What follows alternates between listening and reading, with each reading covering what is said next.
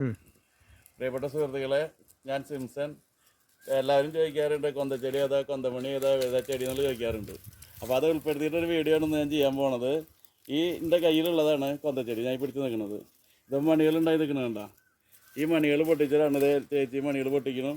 ഇത് പൊട്ടിച്ചിട്ടാണ് ഞാൻ കൊന്ത ഉണ്ടാക്കുന്നത്. ഈ കൊന്തച്ചെടി എന്ന് പറഞ്ഞത് ഞങ്ങളുടെ ഈ പ്രദേശത്ത് ഇത് കൊന്തച്ചെടി എന്ന് പറയും. പല സ്ഥലങ്ങളിൽ ചിലപ്പോൾ പല പേരിലായിട്ട് അറിയിക്കപ്പെടുക. ഇതിൻ്റെ മണി പൊട്ടിച്ചിട്ട് തുളച്ചിട്ടാണ് ഞാൻ കൊന്ത ഉണ്ടാക്കുന്നത്. അപ്പോൾ ചേച്ചി ഇത് കൊന്തമണി പൊട്ടിക്കണം. ഇനി ഇത് നന്നായിട്ട് പാകമായ വിത്തുകളാണ് പൊട്ടിക്കണം, അല്ലെങ്കിൽ അത് നാശമായി പോകും. കൊന്ത കേട്ട് കഴിഞ്ഞ് കുറച്ച് കഴിയുമ്പോൾ നാശമായി പോകും. നല്ല പിളഞ്ഞ മൂത്ത മണി വേണം പൊട്ടിക്കാനായിട്ട്. പ്രിയപ്പെട്ട സുഹൃത്തുക്കളെ, നമ്മൾ കൊന്തമണി ശേഖരിച്ചാണ് ഈ കാണുന്നത്. ഇതിവിടെ വെച്ചിട്ടുണ്ട്. ഞാൻ കുറച്ച് മണി തുളച്ച് വെച്ചാണ് ഇപ്പുറത്തുള്ളതിൽ.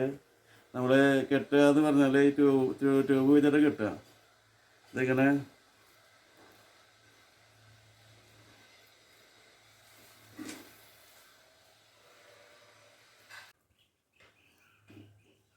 ചമ്മട്ടി കെട്ട് റെഡി ചെയ്യണ്ട.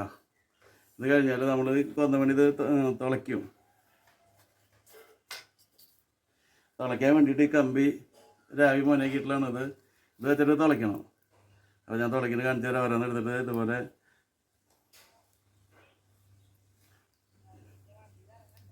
ഇതിലിങ്ങനെ തിളയ്ക്കുക.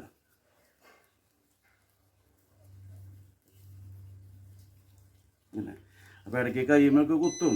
അത് നമ്മൾ സഹിക്കുക, വേറെ രക്ഷയൊന്നുമില്ല. അങ്ങനെ നന്നായിട്ട് തിളച്ചാൽ മാത്രമേ ചരട് കയറുള്ളൂ. ചിലർ പറയുന്നതിൻ്റെ ബാഗിൽ നിന്ന് ആരുണ്ട്, അത് വലിച്ചു കളഞ്ഞാൽ ഇത് ചരട് കയറുന്നൊക്കെ പറയും. അത് പറയാൻ തന്നെ പറ്റുള്ളൂ, കയറില്ല. കണ്ടോ? അപ്പോൾ നമ്മൾ തിളച്ചു.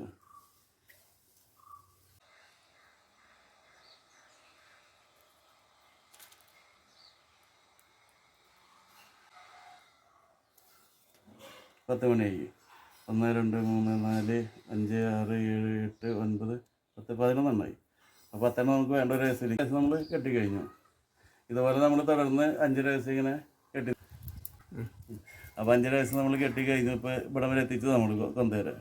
അത് കഴിഞ്ഞിട്ട് ലാസ്റ്റ് ഒരു മണിയിട്ടിട്ട് കുരിശിട്ടിട്ട് കെട്ടാണ് ഞാൻ അടുത്ത പണി.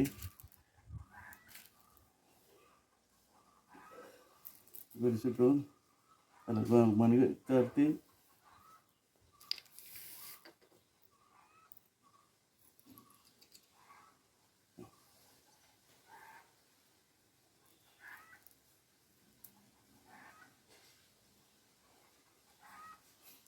നമ്മൾ കുരിശിട്ട് കണ്ടോ. കൊന്തേരെ അവസാന ഘട്ടത്തിലേക്ക് എത്തി നിർമ്മാണത്തിൻ്റെ.